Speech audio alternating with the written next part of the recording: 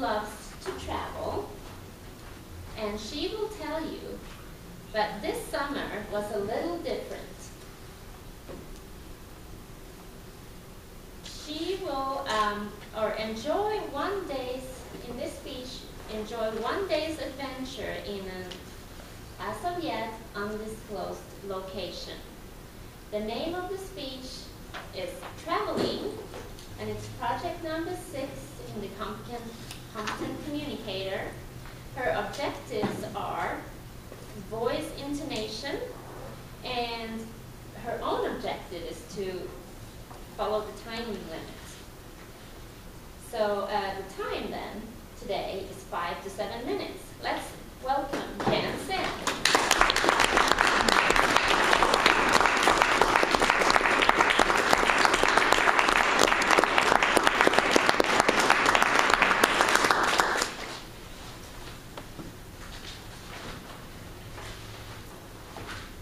Good morning, Toastmasters and visitors. I love to travel. You've heard me talk about my travels before. But this summer, Carl and I decided that we'd do something a little different. We're having a driving adventure after we attended his son's graduation. Now let's see if you can guess in which state we traveled. Let me give you one hint. There are only 2 states in the country where they pump your own gas. Who can guess one of them? Oregon. Where? Oregon. Right. How about the other one? Jersey. You're too smart. That's right. Well, and his son graduated from the university. His grandson graduated from the University of Oregon.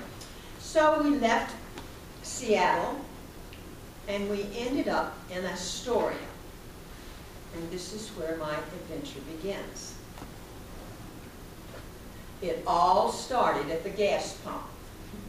The young man comes up and pumps our gas, and we thought, perhaps you could tell us a motel that we could stay in, one that's not too expensive. Oh, sure, he said. The Lamplighter, just down the road, and he gave us the directions. We checked in, and then we decided we'd walk about 4 blocks to this wonderful seafood restaurant overlooking the wild Columbia River. And what a meal. Fresh clam chowder, fresh halibut, and for dessert, local fresh berry pie. It was great. Then we walked back to our motel, and along the way, I noticed a young man propped up against a light post with a blanket rolled up and a small bag. Interesting. We've seen those around here, in Salt Lake anyway. We returned to the Lamplighter and became engrossed in this wonderful historical book about this wonderful town of Astoria. We learned a lot from the manager of the motel, Jim. Here are a few facts about Astoria. In 1806, Lewis and Clark led their expedition here and spent the winter at Fort Clatsop, just south of present-day Astoria.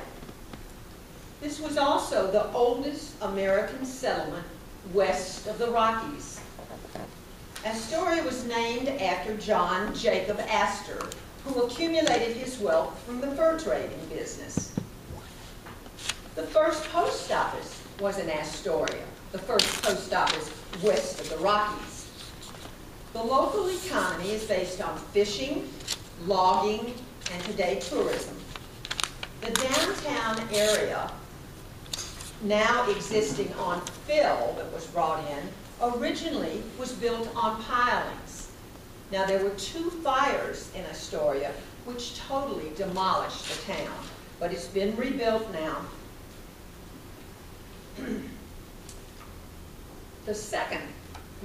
The most interesting fact to me about Astoria was that it was the most wide open and corrupt city, second only to San Francisco in sin and moral decadence.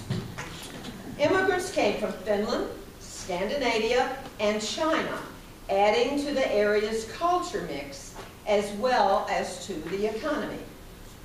Salmon canneries, forest and shipping industries turned the area into the liveliest boom town between Seattle and San Francisco. By the first quarter of the 20th century, Astoria's population swelled to 30,000. But by the end of the 20th century, the population had dwindled to less than 10,000. Well, back in our room after watching some golf, we fell asleep, and about 12:30, I was awakened by a rustling sound coming from our bathroom. I sat up in bed, looked up, and here was the head and the upper body of a man trying to come through the window. He had removed the screen and had opened the sliding window and was trying to get into our room. "Get out of here," I said! And I don't know where that strength came from, but that's how I yelled. And he was gone. I called the manager. I called 911. The manager arrived. The police arrived. And the manager assured me that this had never happened in this wonderful motel before. But when the police arrived, they suggested that this could have been a vagrant who was trying to find an empty room in which to spend the night. At that point, I recalled that young man leaning against the lamppost, and I thought, could he have followed us back to the motel? Who knows? Well, here we are, back where we started, at the gas pump. I do love Oregon, especially since they do pump your gas.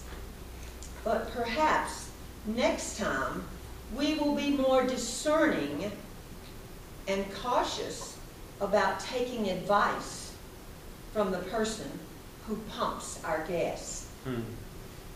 What an adventure. This is to be continued as we travel and camp down the coast of Oregon. Thank you.